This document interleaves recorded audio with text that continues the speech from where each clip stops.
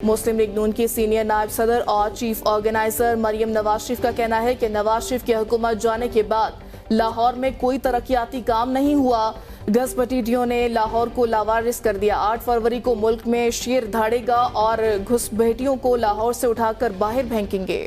دلم والوں ذرا پیچھے مڑ کے دیکھو، کہیں سے میٹرو بس گزر رہی ہے، کہیں سے لال سپیڈو بس گزر رہی ہے۔ جگہ جگہ آپ کو نواز شریف، شہباز شریف اور شیر کی خدمت کے نشان نظر آئیں گے۔